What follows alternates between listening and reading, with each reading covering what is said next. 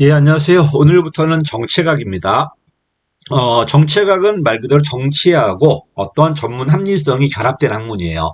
정치학에다가 크게 경제학이. 정책은 그래서 나중에 보겠지만 정치를 강조하는 점증하고 합리 강조하는 경제학이 이제 경제 강조하는 합리 모형이 싸우는 학문입니다. 처음에는 의제로는 정치예요. 그러다가 점점점 분석 가면서 합리 모형이 들어오죠. 또 집행 가면 다시 정치가 들어올 겁니다. 자, 이 친구는 행태주의에 대한 반대 명제예요. 처음부터 정치행정 이론론의 학문이었고 정부가 정책 만들어서 사회 문제 해결하자는 거예요. 의회가 못하니까. 특히 미국이란 나라는 국가가 작았잖아요.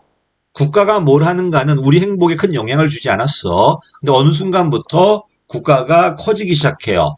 근데 국가가 합리적 정책을 잘 만드니까 대공황이라는 사회 문제 해결되는데 잘못하니까 전쟁이 나고 수천만 명이 죽죠. 정부가. 이러니까 이제 정부가 뭘 하는가를 봐야 되고, 이 정부가 뭘 할 수 있는가에 대한 방향도 제시해야 돼. 드디어 정책학이란 학문이 미국에 이제 들어옵니다. 얘가 나왔을 때는 국가 중심이고, 정치행정 이론론이고, 그치? 그 다음에 가치가 들어오고, 방향이 들어오고 막 그렇습니다. 이걸 제일 먼저 주장한 사람이 라스웰이에요. 죄송합니다. 51년도. 근데 50년대는 미국의 전성기였기 때문에 큰 주목을 못 받아요. 그러다 60년대 미국 사회 격동기 넘어 들어가면서 사회 문제 해결하려고 이런 정치각이 다시 주목을 받아요. 그때 들어온 사람이 드로우입니다.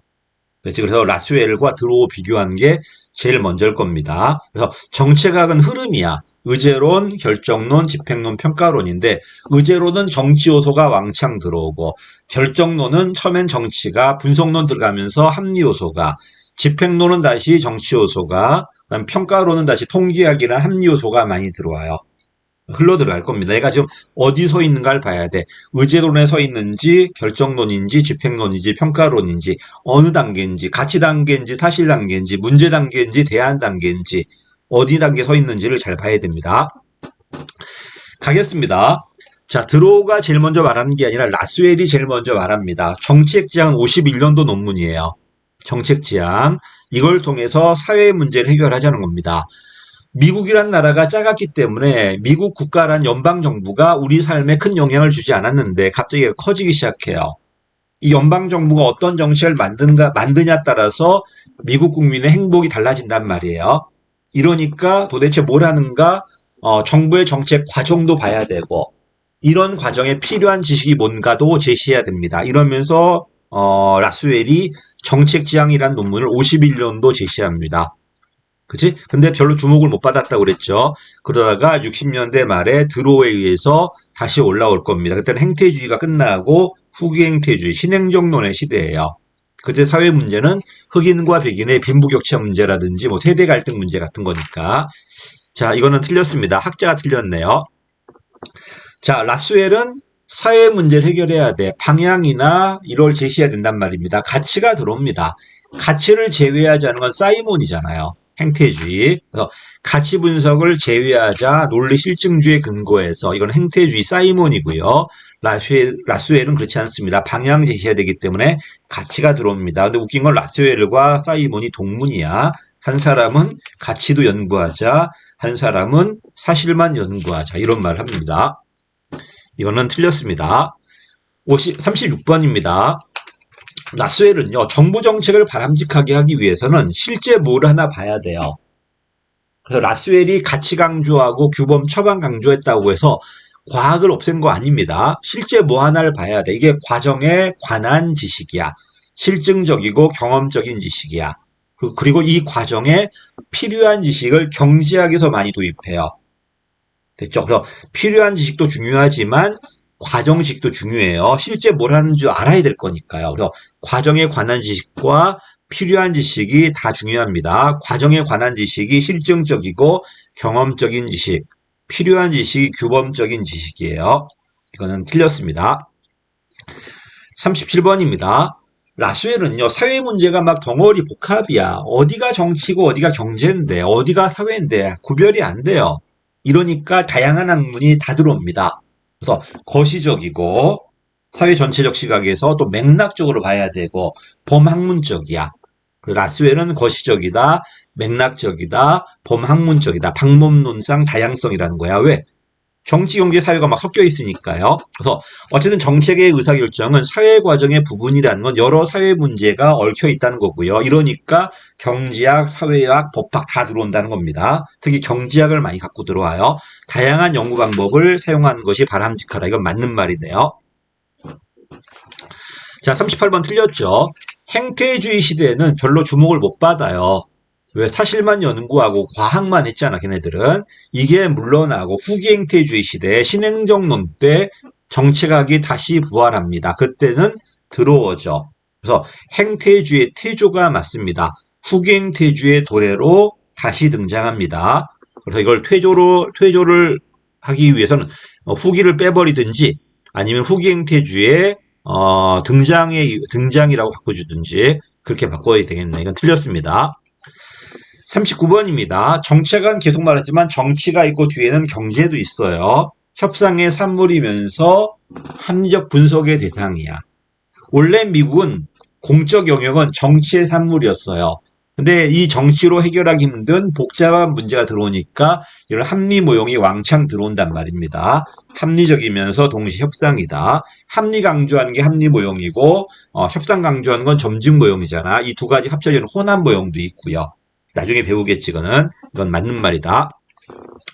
자, 정책은 강제력이야. 정부가 강제적으로 어떤 정책을 만들어버리면 수혜자도 생기고 피해자도 생겨요. 일방적으로. 이걸 편파적으로 표현한 거야. 이익과 손해 나눠줍니다. 어떤 기준에 따른가에 따라서 수혜자와 피해자가 달라져요. 효율성이냐, 형평성이냐, 민주성이냐, 능률성이냐에 따라서 막 달라진단 말이에요.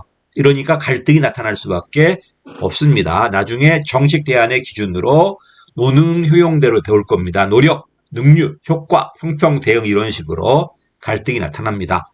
왜? 수혜자와 피해자를 가르니까요. 이거는 맞는 말입니다. 자, 그 다음에 공식과 비공식이야. 공식은 강제력이 있다, 구속력이 있다는 겁니다. 입법부, 사법부, 행정부, 그 안에 있는 공무원들. 근데 정당은 비공식이야.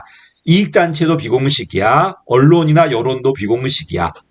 그다음에 공식과 비공식이 합쳐져 있는 네트워크도 비공식이에요. 조심해야 돼. 네트워크는 공식 참여자도 있고 비공식 참여자도 있지만 전체적으로는 비공식이에요. 근데 입법부는 공식입니다. 구속력 있는 결정, 강제력 있는 결정을 합니다. 이건 틀렸죠. 입법부 때문에 틀렸습니다. 자, 대통령도 공식이에요. 대통령은 법률에 의해서 위임받은 게 위임명령이야. 구체적 위임. 반면에 위임이 없어도 법률을 집행하기 위한 집행명령이 있어요. 두 가지 명령이 있지. 대통령령에는 위임명령과 집행명령이 있습니다. 공식이고요. 이건 맞는 말이고요. 그다음에 중재입니다. 이건 왜 들어왔냐면요. 싸움이 나면 여태까지 일방적으로 사법부가 재판을 통해서 우리 의사와 관계없이 판결을 했어요. 우리 의사가 없잖아, 지금. 근데 지금 이런 사법 판단에도 우리 의사가 들어갑니다. 이제 거버넌스 개념이지. 화해, 중재, 조정이 있다는 겁니다. 조정, 중재. 이건 우리 의사가 반영이 돼요. 당사자끼리 화해를 하면은 법원이 구속력 있게 해줘요. 이건 당사자가 합의하는 거야. 자, 이게 안 되면은 조정을 신청해요. 그러면 조정안으로 뭘 제시하면은 우리가 받아들이면은 재판까지 안 가도 돼요. 받아들이지 않는다면 재판 가야 되겠죠. 중재는 뭐냐면요. 애초에 내가 누굴 지정하고 걔가 뭘 결정해 주면은 내가 따르겠다고 합의하는 거야. 걔가 결정하면 난 따라야 돼요. 왜? 이미 내 의사가 따르겠다고 합의해 줬기 때문에. 그럼 이 사람들의 이제 세 개의 공통점보다 우리 의사가 반영이 됐잖아. 일방적으로 재판하는 게 아니라 우리 의사가 반영된 화해, 조정, 중재 방식이 최근에 많이 강조되고 있죠. 사법 버전의 거버넌스 개념이라고 생각하시면 될 겁니다. 어쨌든 중재자라는 개념이 뭔지는 알아놔야 될 거고요. 우리는 따라야 됩니다. 강력한 권위 바탕으로 압력을 가한다. 넘어갈게요. 이거는 맞는 말입니다. 그 다음에 이제 맨 마지막 남은 게 여론과 공론조사예요. 여론은요, 자고 있는데 전화가 온 거야. 갑자기 물어봐요. 성렬이 형 어떠니? 나는 그냥 아무 생각 없이 그냥 어제 뉴스 봤는데 별로 안 좋게 나왔단 말이야. 에이, 안 좋아. 이게 바로 여론조사예요. 피상적이고 순간적인 생각이에요. 근데 여기다가 이제 모아가지고 여론조사를 먼저 거쳐. 그럼 분야별 대표 의견이 있을 거 아니야. 모은 다음에 토론하고 학습하고 이러면서 며칠간 토론한 다음에 다시 설문조사하는 거야. 바뀌는가 안 바뀌는가. 이게 바로 공론조사예요. 여론조사에다가 뭐가 가미돼 있다? 수기와 토론 과정, 학습 과정이 가미돼 있다. 이러다 보니까 피상적 의견이 아니라 한번 숙고한 의견이잖아. 정제된 의견이다. 요게 있다는 겁니다. 우리도 이거 했죠. 뭐였죠? 그 원자력 발전소 할 것인가 말 것인가, 뭐 신고리 원전인가요? 그때 한번 했습니다. 맞는 말입니다. 그래서 키워드가 여론조사에 수기와 토론 과정이 보완되었다. 공론조사는 정제되었다. 여론조사는 피상적이다. 그치? 근데 문제가 뭐냐면 기간이 좀 길어요. 한 번 전화 받고 끝나는 게 아니라 며칠간 숙식을 하고 막 토론해야 된단 말이야. 이러다 보니 중간에 탈락을 하겠죠. 그럼 내가 어느 분야 대표로 들어갔는데 탈락해버리면 대표성이 떨어지잖아요. 그게 이제 문제가 된다는 겁니다. 중간에 탈락자가 많습니다. 탈락자가 많다 보니까 분야별 대표로 들어갔는데 그 의원이 탈락했기 때문에 여론조사보다 대표성에 문제가 있을 수 있다는 겁니다. 그렇지? 탈락하지 않는다면 오히려 대표성이 더 좋을 수 있죠. 왜? 골고루 들어왔으니까. 탈락한다면은 대표성이 떨어질 수도 있다는 겁니다. 시간과 비용도 많이 들어가고요. 여기까지가 이제 공론조사 개념입니다. 그 다음에 뭐가 나오냐면 여러분이 이제 중요한 거 나와. 다원주의 엘리트주의 논쟁. 그 다음에 정책 유형론들. 상당히 중요한 문제들이 앞에 많이 있습니다. 여기까지 하겠습니다. 감사합니다.